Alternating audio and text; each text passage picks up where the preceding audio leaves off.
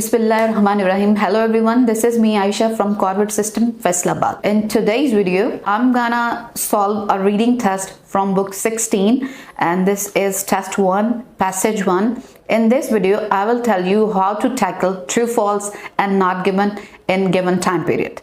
So whenever you are in IELTS exam and you get the reading passage 1, what you are supposed to do, you should first read the title. So the title of this passage is Why We Need to Protect Polar Bears. After reading the text, you are supposed to read the questions. So question में सबसे पहले यहाँ पे क्या type है? Do the following statements agree with the information given in reading passage 1. So question number 1 to 17 जो है वो क्वेश्चन टाइप कौन सी है? ट्रू फॉल्स और नॉट गिवन. ट्रू फॉल्स सबसे ज्यादा इजी है टैकल करना अगर आपको कीवर्ड्स का पता चल जाए. So what are the keywords? Keywords वो वर्ड्स हैं जो कि आपको लोकेट करने में मदद करते हैं.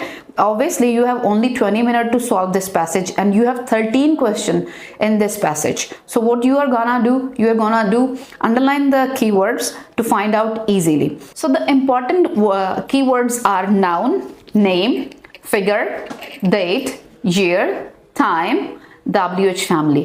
इन वर्ड्स के सिनोनिम्स नहीं होते, ये वर्ड्स आपको लोकेट करने में मदद करेंगे. और how you could find out this statement is true और फॉल्स और not given, how you can identify this. So if the given statement match with the passage, obviously they will change the words तो वो change करेंगे, लेकिन अगर given statement जो है आपकी पैसेज के साथ मैच कर जाती है तो वो स्टेटमेंट ट्रू होगी. लेकिन अगर वो कॉन्ट्राडिक्ट करेगी तो वो स्टेटमेंट जो होगी आपकी फॉल्स हो जाएगी.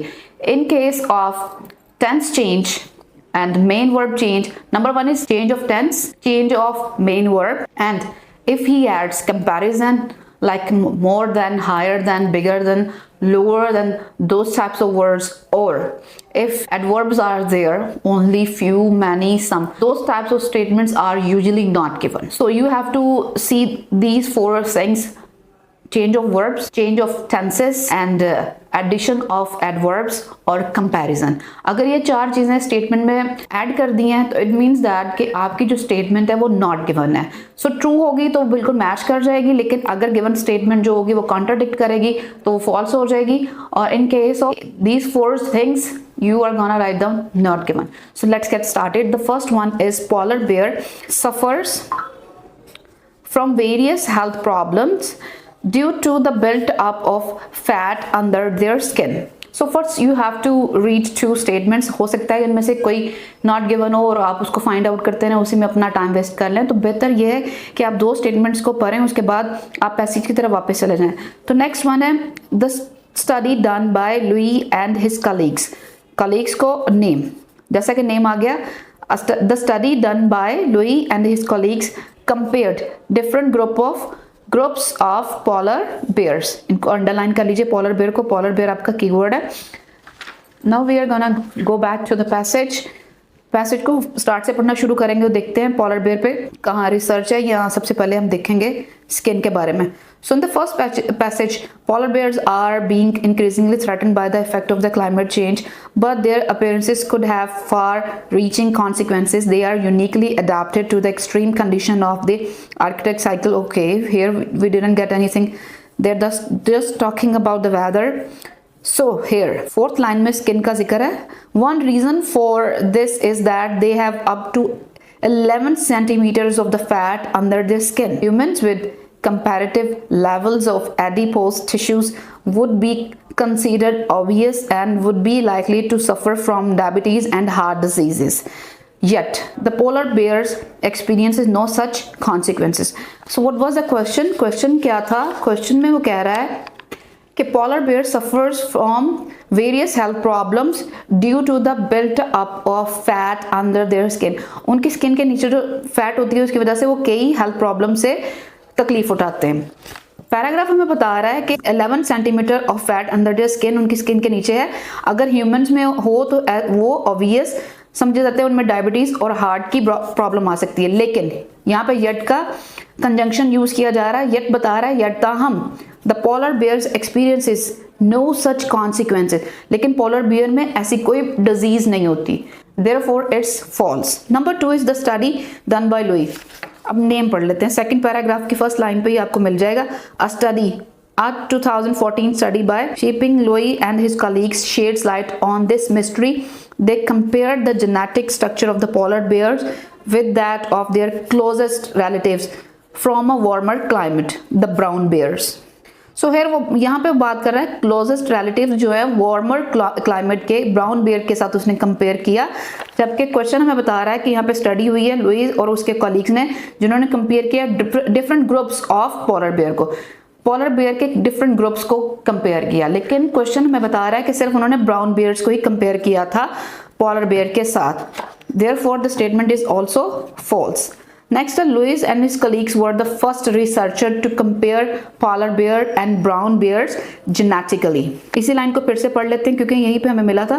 A study done by Shaping Lowy and his colleagues shed lights on the mystery. They compared the genetic structures of the polar bears with that of their closest relatives from a warmer bear। इस line में हमें तो कहीं नहीं मिल रहा, यहाँ पे adverb add किया गया है first, were the first researcher. यहाँ पे तो ऐसी कोई बात नहीं की कि फर्स्ट रिसर्चर थे या सेकंड थे, ऐसी कोई बात नहीं की। इस वजह से स्टेटमेंट जो है वो नॉट गिवन है, क्योंकि मैंने कहा था कि अगर एडवर्ब का एडिशन हो, मेन वर्ब चेंज हो, कंपैरिजन ऐड कर दिया जाए तो स्टेटमेंट हमारी नॉट गिवन हो जाती है।